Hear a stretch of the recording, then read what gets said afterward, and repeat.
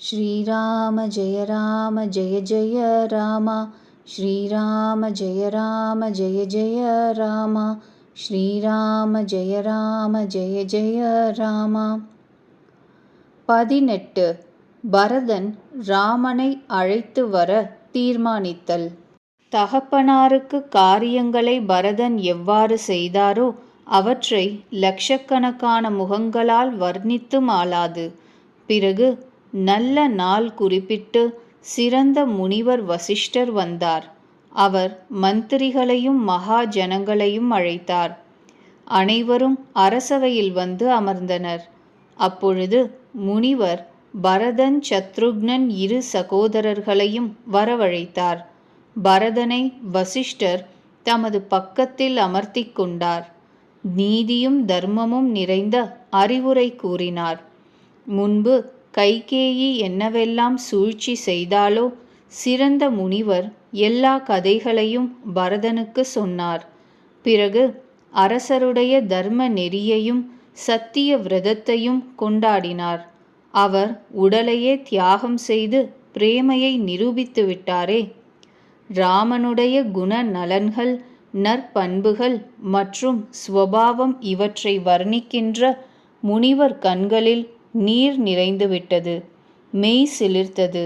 பிறகு லக்ஷ்மணனுடையவும் சீதையினுடையவும் பிரேமையின் பெருமை கூறி முனிவர் சோகத்திற்கும் பிரேமைக்கும் வசப்பட்டார். முனிவர் துயரத்துடன் கூறினார், பரதா, கேள். எது நடக்க வேண்டுமென்று விதியோ அது மிகவும் வலிவுள்ளது. லாப நஷ்டம், பிறப்பு இறப்பு, புகழ் இகழ்ச்சி, இதுவெல்லாம் விதியின் கைவரிசை. இப்படி ஆலோசித்து பார்த்தால் யாரை பழி கூற முடியும்? தவிர வீணாக யார் மீது கோபம் கொள்வது? அப்பா பரதா, மனதில் ஆராய்ந்து பார். அரசர் தசரதர் பரிதாபத்திற்கு உரியவர் அல்ல. எந்த அந்தணர் வேதம் கற்கவில்லையோ தன்னுடைய குல தர்மத்தை துறந்து சிற்றின்பங்களில் ஆழ்கிறாரோ அவர் பரிதாபத்திற்கு உரியவர். எந்த அரசர் நீதி அறியாதவரோ மக்களை தன் உயிரை போல அன்பு செலுத்தி காக்கவில்லையோ அவர் பரிதாபத்திற்கு உரியவர். செல்வந்தனாக இருந்தும் கஞ்சனாக இருக்கிறாரே, விருந்தினரை வரவேற்பதிலும் சிவபக்தி செய்வதிலும் ஊக்கமற்று இருக்கிறார்களே, அந்த வைஷ்யர் பரிதாபத்திற்கு உரியவர். எவர் வேதங்கள் கற்றவனை அவமதிக்கிறாரோ, அதிகமாக பேசுகிறாரோ, தற்பெருமையில் நாட்டம் உள்ளவரோ, அறிவொளி என கர்வம் பிடித்தவரோ அவர்கள் பரிதாபத்திற்கு உரியவர்கள். எவள் கணவருக்கு வஞ்சனை புரிகிறாளோ, கெட்ட புத்தி உடையவளோ, கலகத்தில் பிரியம் உள்ளவளோ, தன்னிச்சையாக நடக்கிறவளோ அந்த ஸ்திரீ பரிதாபத்திற்கு உரியவள். எந்த பிரம்மச்சாரி தன் விரதத்தை துறந்தானோ, குருவின் ஆணைப்படி நடக்கவில்லையோ அவன் பரிதாபத்திற்கு உரியவன். எந்த இல்லறத்தான் அறியாமையினால் கர்ம மார்க்கத்தை விட்டு புரளுகிறானோ அவன் பரிதாபத்திற்கு உரியவன். எந்த சந்நியாசி உலகியலில் ஈடுபட்டு ஞான வைராகியங்களை துறக்கிறானோ அவன் பரிதாபத்திற்கு உரியவன். பிரம்மச்சாரியாக இருந்து இல்லறத்தானாக இருந்து குடும்பத்தில் வைராகியம் பெற்று தனியாக ஒதுங்கி காட்டிலே வாழ்பவன் வானப்பிரஸ்தன். அந்த வானப்பிரஸ்தனுக்கு தவத்தை விட்டு போக விலாசத்தில் ஈடுபாடு வருகிறதோ வந்தால் அவன் பரிதாபத்திற்கு உரியவன். எவன் கோல் சொல்பவனோ, எவன் காரணமின்றி கோபிக்கின்றானோ, எவன் தாய் தந்தை குரு சகோதரர் சுற்றத்தாருடன் விரோதம் பாராட்டுகிறானோ அவன் பரிதாபத்திற்கு உரியவன். எல்லாவிதமாகவும் தீங்கு விளைவிப்பவன், தன் உடலை மட்டும் பேணி காப்பவன், சிறிது கூட இரக்கமற்ற பெரிய கொடியவன் மற்றும் கபடத்தை துறந்து மனமார ஹரியின் பக்தன் ஆகாதவன், இவர்களெல்லாம் எவ்வகையிலும் பரிதாபத்திற்கு உரியவர்கள். கோசல மன்னர் தசரதர் பரிதாபத்திற்கு உரியவர் அல்ல. அவருடைய பிரபாவம் 14 உலகங்களிலும் பிரசித்தமானது. பரதா, உன் தந்தை போல் ஒரு அரசன் இருந்ததும் இல்லை, இன்று இருக்கவும் இல்லை, இனி இருக்கப் போவதும் இல்லை. பிரம்மா, விஷ்ணு, சிவபெருமான், இந்திரன், திக்பாலர்கள் எல்லோரும் தசரதருடைய நற்பண்புகள் பற்றிய கதைகளை சொல்லிக் கொண்டே இருப்பார்கள். அப்பா, நீயே சொல்லு, எவருக்கு ராமன், லக்ஷ்மணன், பரதன், சத்ருக்னன் போன்ற உயர்ந்த குமாரர்கள் உள்ளரோ அவருடைய பெருமையை யார் எப்படி கூறி முடிக்க முடியும்? அரசர் எல்லா வகையிலும் மிகவும் கொடுப்பினை உள்ளவர். அவருக்காக வருத்தப்படுவது வீணே. இதை கேட்டு உணர்ந்து வருத்தத்தை விட்டுவிடு. அரசரின் ஆணையை சிரமேல் தாங்கி அதன்படி நடந்து கொள். அரசர் அரச பதவியை உனக்கு அளித்திருக்கிறார். தந்தையின் சொல்லை நீ சத்தியமாக்க வேண்டும். அவர் தன் சொல்லுக்காக ஸ்ரீராமனையே தியாகம் செய்திருக்கிறார். ராமன் பிரிவு என்ற அக்னியில் தன் உடலை ஆகுதி செய்திருக்கிறார். அரசருக்கு சொல்தான் முக்கியமானது, உயிர் முக்கியமல்ல. ஆகவே பரதா, தந்தையின் சொல்லை உண்மையாக்கு. அரசர் ஆணையை சிரமேல் தாங்கு, நிறைவேற்று. இதனால்தான் உனக்கு எல்லாவித நன்மைகளும் ஏற்படும். பரசுராமர் தந்தை ஆணையை கேள்வி கேட்காமல் ஏற்றார். தாயையே கொன்றார். உலகம் அனைத்தும் இதற்கு சான்று. யயாதி என்ற அரசரின் குமாரன் புரு தந்தைக்கு தன் இளமையையே தந்தான். தந்தையின் ஆணையை நிறைவேற்றியதால் இவர்களுக்கு பாபமோ பழியோ நேரவில்லை.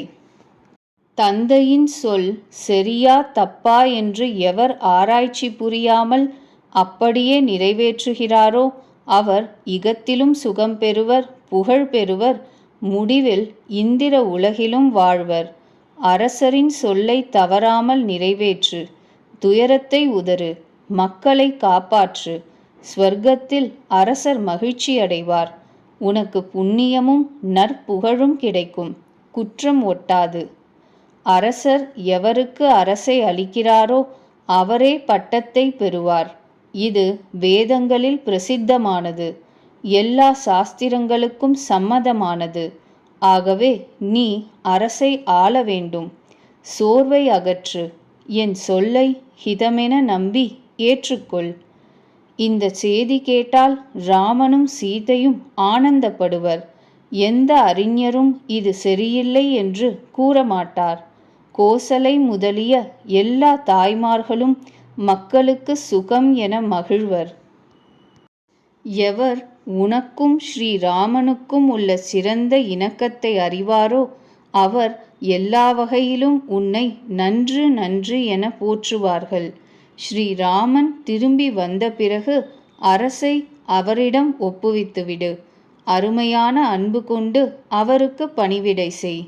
மந்திரிகள் கைகளை கூப்பி கூறுகிறார்கள், குருநாதரின் ஆணையை தவறாமல் நிறைவேற்றுங்கள். பரதரே, ரகுநாதன் திரும்ப வந்த பிறகு எப்படி உச்சிதமோ அப்பொழுது அப்படியே செய்யலாம். கோசலையும் மனதில் தைரியம் பூண்டு பரதனுக்கு அறிவுரை கூறினாள். மகனே, குரு வசிஷ்டரின் ஆணைதான் உகந்தது. அதை ஏற்றுக்கொண்டுதான் ஆக வேண்டும். அதையே ஹிதமென கருதி நிறைவேற்ற வேண்டும். காலத்தின் போக்கு இது என உணர்ந்து வருத்தத்தை தவிர்க்க வேண்டும். ரகுநாதனோ வனத்தில், அரசரோ ஸ்வர்க்கம் ஆள போய்விட்டார். அப்பா பரதா, இப்படி கோழையாகிவிட்டாயே. மகனே, குடும்பம், மக்கள், மந்திரிகள், தாய்மார்கள் எல்லோருக்கும் இப்பொழுது நீ ஒருவன்தான் ஊன்றுகோல். விதி விபரீதம், கால கொடுமை இவற்றை உணர்ந்து தைரியம் கொள். நானோ தாய், உன்னுடன் நிற்கிறேன். குருவின் ஆணையை சிரமேல் தாங்கி அதன்படி நடந்து கொள். மக்களை காப்பாற்று. குடும்பத்தினரின் துயரை நீக்கிவை. குருநாதர் பேச்சையும் மந்திரிகளின் ஒப்புதலையும் பரதன் கேட்டார். சந்தனம் போல மனதிற்கு ஹிதமாயிற்று. பிறகு நற்பண்பு, பரிவு, நேர்மைகளில் தோய்ந்த தாயின் இனிய பேச்சை கேட்டார். நேர்மையான இனிமை தோய்ந்த தாயின் சொல் கேட்டு பரதன் கலங்கினார். அவருடைய கமல கண்கள் கண்ணீர் பெருகி ஹிருதயத்தில் ராமன் பிரிவு என்ற புதிய பயிருக்கு நீர் வார்த்தன. அந்த நிலை கண்டு அனைவருக்கும் அவரவர் உடல்நிலை மறந்து போயிற்று. துளசிதாசர் கூறுகிறார், இயல்பான பிரேமையின் எல்லையான பரதனை அனைவரும் ஆர்வத்துடன் கொண்டாடினர். தைரியத்தின் திடத்தை தாங்குகின்ற பரதன் உறுதி பூண்டு தாமரை கைகளை கூப்பி சொற்களை அமுதத்தில் தோய்த்தது போல பேசி அனைவருக்கும் பதில் அளிக்க ஆரம்பித்தார். கேளுங்கள் அனைவரும் சபையோரே, குருநாதர் வசிஷ்டர் எனக்கு உரிய உபதேசம் செய்தார். மக்களுக்கும் மந்திரிகளுக்கும் எல்லோருக்குமே இது சம்மதம். தாயார்களும் இது சரி என்று கருதி ஆணையிட்டு விட்டார்கள். நானும் தவறாமல் அதை சிரமேல் தாங்கி நிறைவேற்றத்தான் விரும்புகிறேன். குரு, பிதா, மாதா, எஜமான், நண்பர்கள் சொல்லை கேட்டு நிம்மதியான மனதுடன் அதை அறிந்து ஏற்றுக்கொள்ளத்தான் வேண்டும். இது சரியா தவறா என்று ஆலோசிக்க ஆரம்பித்தால் தர்மம் போய்விடும், தலைமீது பாவம் சுமரும். தாங்களோ எனக்கு நேர்மையான உபதேசம் செய்தீர்கள். அதன்படி நடந்தால் எனக்கு மேன்மையே உண்டாகும். நான் இதை நன்கு புரிந்து கொண்டிருக்கிறேன். ஆனாலும் எனக்கு மனதில் சந்தோஷம் இல்லையே. இப்பொழுது தாங்கள் என் விண்ணப்பத்தை கேளுங்கள். என் தகுதிக்கு ஏற்றபடி நான் செய்ய வேண்டியதை கூறுங்கள். நான் உங்களுக்கு பதில் கூறுகிறேனே, இந்த அபச்சாரத்தை பொறுத்து கொள்ளுங்கள். நல்லோர்கள் துன்புற்றவர்களின் குற்றம் குறைகளை கவனிக்க மாட்டார்கள். தந்தையோ ஸ்வர்க்கத்தில், சீதா ராமனோ வனத்தில். ஆகவே நீ அரசை ஆள்வாயாக என்று அனைவரும் கூறுகிறீர்கள். இதில் எதை பெரிதாக கருதுகிறீர்கள்? எனக்கு நன்மையா, உங்கள் காரியத்தையா? எனக்கு மேன்மை என்பது சீதாபதிக்கு சேவை செய்வதில் மட்டுமே உள்ளது. அதை என் தாய் கோளாறு செய்து பிடுங்கிவிட்டாள். வேறு எந்த விதத்திலும் எனக்கு மேன்மை கிடையாது. அப்படி ஒரு மேன்மையும் எனக்கு தேவையும் கிடையாது என்பதை நான் தீர அனுமானித்து கண்டுகொண்டு விட்டேன். அரசோ சோக கிடங்காகி விட்டது. ராமன், லக்ஷ்மணன், சீதை திருவடிகளை சேவிக்காதவரை இந்த ராஜ்யம் எதற்கு? ஆடைகளின்றி அணிகள் சுமைதானே, வீண்தானே. வைராகியமின்றி பரம்பொருளை ஆராய்வதும் வீண்தானே. நோயுள்ள உடலுக்கு சுக போகங்கள் வீண்தானே. ஹரியிடம் பக்தியின்றி ஜபமும் யோகமும் வீண்தானே. ஜீவனின்றி அழகிய உடல் பிணமல்லவா? அதுபோல ரகுநாதனின்றி எனக்கு எல்லாமே வீண்தான். எனக்கு அனுமதி தாருங்கள். நான் ராமன் இருக்கும் இடம் செல்வேன். ஒரே தீர்மானம். என்னுடைய மேன்மை இதில்தான் உள்ளது. என்னை அரசனாக்கினால் உங்களுக்கு நன்மை என நினைப்பது கூட நீங்கள் பிரேமையின் மயக்கத்தில்தான் கூறுகிறீர்கள். கைகேயி பிள்ளை, கெடுமதியாளன், ராமனுக்கு விரோதி, வெட்கமற்றவன், இந்த நீச்சனான எனது அரசாட்சியில் நீங்கள் அறியாமையினால் சுகத்தை எதிர்பார்க்கிறீர்கள். நான் உண்மையே பேசுகிறேன். நீங்கள் எல்லோரும் நம்புங்கள். தர்மத்தில் நிலை பெற்றவன்தான் அரசனாக வேண்டும். பிடிவாதமாக என்னிடம் ராஜ்யத்தை ஒப்புவித்தால் பூமி பாதாளத்தில் அழுந்தும். என்னை போல பாப கிடங்கு வேறு யார்? இவன் காரணமாகத்தானே சீதா ராமரர்களுக்கு வனவாசம் நேர்ந்தது. அரசர் ராமனுக்கு வனவாசம் அளித்தார். அவரை பிரிந்து உடனே ஸ்வர்க்கமும் போய்விட்டாரே. பரதன் ஒரு தீயவன், எல்லா தீமைகளுக்குமே காரணமானவன். உயிருடன் இருந்து இத்தனை செய்திகளையும் கேட்டுக்கொண்டிருக்கிறேனே. ரகுநாதன் இல்லாத வீட்டையும் பார்த்து உலகத்தின் ஏச்சையும் ஏற்று உயிருடன் இருக்கிறேனே. இதற்கு இதுதான் காரணம். என் உயிருக்கு ராமன் என்ற புனிதமான எண்ணத்தில் ருச்சி இல்லை. இவன் சபலத்தினால் பூமியிலும் போகங்களிலும் பசியுள்ளவன். என் ஹிருதயத்தில் கடுமையான ஆழ்மையை எப்படி கூறுவேன்? இது வஜ்ராயுதத்தையும் மீறி கடினமாகி பெருமை பெற்றுவிட்டது. காரண பொருளை காட்டிலும் அதன் விளைபொருள் கடினம்தான். இதில் என் குற்றம் ஒன்றும் இல்லை. எலும்பிலிருந்து வஜ்ராயுதம் கல்லிலிருந்து இரும்பு உண்டாகி அதி பயங்கரமாகவும் அதிக கடினமாகவும் ஆகிறது. கைகேயி பெற்ற உடலில் பற்று கொண்டுள்ள இந்த அப்பாவி உயிர் முழுமையாக பாக்கியமற்றதுதான். என் அன்பர் என்னை பிரிந்த பிறகு கூட எனக்கு உயிர் பிரியாமல் இருக்கிறது. இன்னும் மேலே என்னவெல்லாம் பார்ப்பேனோ கேட்பேனோ. லக்ஷ்மணன், ராமன், சீதை இவர்களுக்கு வனவாசம் அளித்தாளே கைகேயி. அரசரை தானே ஸ்வர்க்கத்திற்கு அனுப்பி கணவருக்கு மேன்மை அளித்தாளே. தான் கைமையையும் பழியையும் ஏற்றாளே. மக்களுக்கு துயரத்தையும் தாபத்தையும் அளித்தாளே. மேலும் எனக்கு சுகத்தையும் உயர்ந்த அரசையும் அளிக்க பார்த்தாளே. கைகேயி எல்லோருக்கும் உதவி செய்துவிட்டாள். இதை காட்டிலும் எனக்கு வேறு என்ன வரப்போகிறது? அதற்கெல்லாம் மேலே நீங்கள் எனக்கு பட்டாபிஷேகம் செய்விப்பதாக கூறுகிறீர்கள். கைகேயி வயிற்றிலிருந்து உலகில் பிறந்துவிட்ட எனக்கு இது ஒன்றும் தகாதது அல்ல. எனக்கு எல்லாவற்றையுமே விதி ஏற்பாடு செய்துவிட்டதே. அதற்கு மேலே மக்களும் பஞ்சாயத்தார்களான நீங்களும் கூட உதவி செய்ய வேண்டுமா என்ன? ஒருவனுக்கு கெட்ட கோல் பிசாசு பிடித்துவிட்டது. வாத நோயும் வந்துவிட்டது. அவனை தேலும் கொட்டிவிட்டது. அவனுக்கு போய் கல்லையும் குடிக்க கொடுப்பது என்றால் இது என்ன உபச்சாரம்? கைகேயி பிள்ளைக்கு உலகில் எது தகுமோ திறமையுள்ள விதி எனக்கு அதை கொடுத்து விட்டது. பிறகு தசரதர் பிள்ளை என்றும் ராமனின் தம்பி என்றும் எனக்கு பெருமையை விதி வீணே அளித்திருக்கிறது. நீங்கள் எல்லோரும் எனக்கு பட்டம் கட்டுவதாக கூறுகிறீர்கள். அரசருடைய ஆணை உங்களுக்கு நல்லதென தோன்றுகிறது. நான் யார் யாருக்கு என்ன என்ன விதம் பதில் கூறுவேன்? எவருக்கு எது பிடிக்கிறதோ நீங்கள் அதை மனமொப்பி கூறுவீர்கள். என் கெடுமதி படைத்த தாயோடு என்னை ஒதுக்கி கூறுங்கள். வேறு யார்தான் இந்த காரியம் நல்லபடியாக நடந்திருக்கிறது என்று கூறுவார்?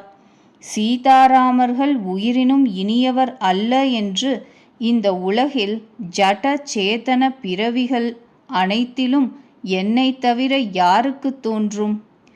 எது பெரிய தீங்கோ அது எல்லோருக்கும் நன்மை என தோன்றுகிறது. எல்லாம் என் கெட்ட காலம், பிறர் குற்றமில்லை. நீங்கள் என்ன சொல்கிறீர்களோ அது எல்லாம் சரிதான். என்னுடைய உள்ளப்பாங்கில் சந்தேகம் இயல்பாகவே அரசர் ஆணையை நிறைவேற்றுவோம் என்ற நற்பண்பு, அரச குமாரனாயிற்றே என்ற பரிவு இவற்றிற்கு ஆட்பட்டு இருக்கிறீர்கள். ராமனின் தாயார் கோசலைக்கு இயல்பாகவே நேர்மையுள்ள உள்ளம், என்னிடம் அளவற்ற அன்பு. என் இயலாமை கண்டு இறங்கி இயல்பான பிரேமையுடன் இப்படி கூறுகிறார்கள். குருநாதரோ அறிவு கடல், உலகம் அறிந்தவர். அவருக்கு உலகமெல்லாம் உள்ளங்கை நெல்லிக்கனி. எங்கு என்ன நடக்கிறது என்பது முன்பே தெரியும். அவரும் கூட எனக்கு பட்டம் கட்ட ஏற்பாடு செய்கிறார். விதி விபரீதமானால் எல்லாமே விபரீதமாகிவிடும் என்பது உண்மைதான்.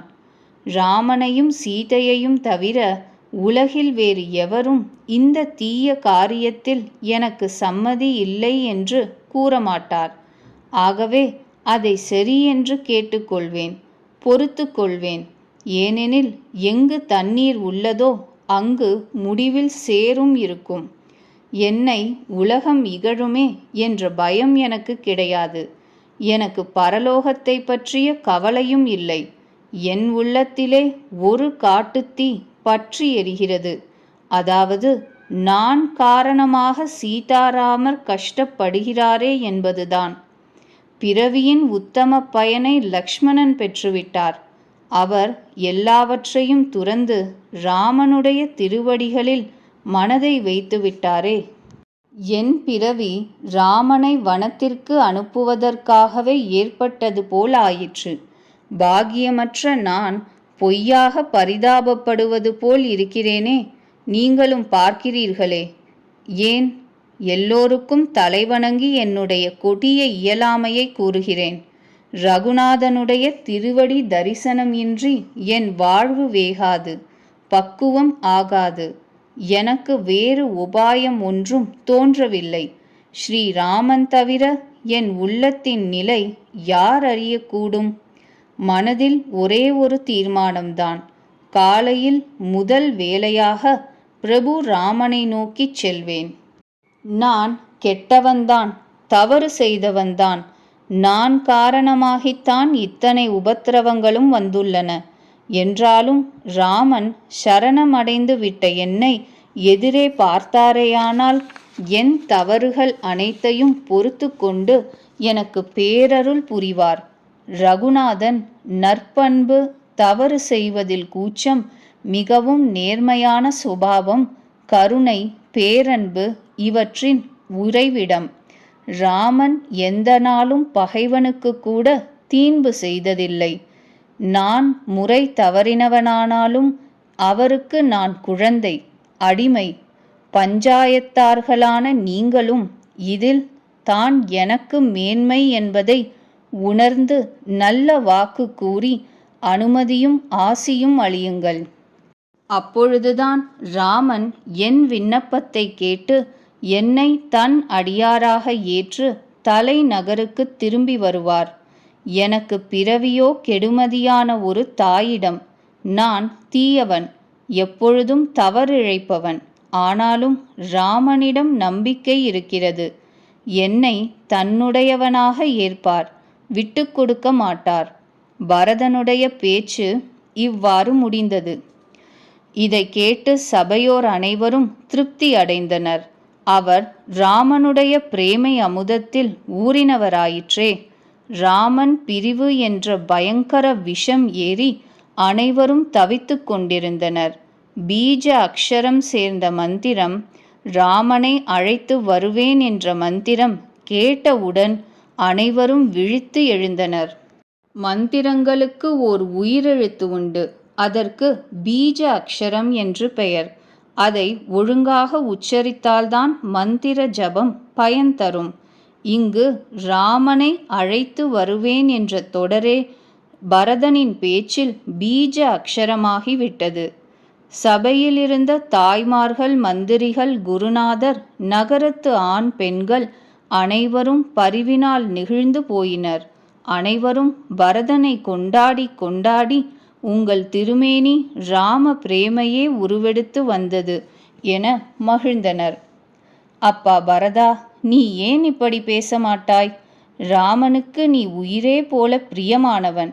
எந்த அசடனாவது தன்னுடைய முட்டாள்தனத்தினால் உன்னுடைய தாய் கைகேயியின் சூதினை நினைத்து உன் பேரில் சந்தேகப்பட்டால் அந்த தீயவன் கோடி துணைவருடன் கூட 100 கற்ப காலம் வரை நரகத்தில் குடியேறி வாழ்வான். பாம்பின் பாவத்தையும் தீய குணத்தையும் அதன் இரத்தினம் மேற்கொள்ளாது. மாறாக அந்த இரத்தினம் விஷத்தை அகற்றும், துன்பத்தையும் ஏழ்மையையும் போக்கும். பரதா, ராமன் எங்கிருக்கிறாரோ அந்த வனத்திற்கு செல்லுங்கள். இதுதான் சரி. நீங்கள் மிக அருமையான யோசனை திட்டம் வகுத்தீர்கள். சோகக்கடலில் மூழ்கி கொண்டிருக்கும் அனைவருக்கும் தாங்கள் பிடிக்கொம்பு தந்துவிட்டீர்கள். இவ்வாறு சபையோர் அனைவரும் ஒருமுகமாக பரதனை ஆசி கூறி அனுமதி கொடுத்து வனத்திற்கு செல்ல ஆமோதித்தனர்.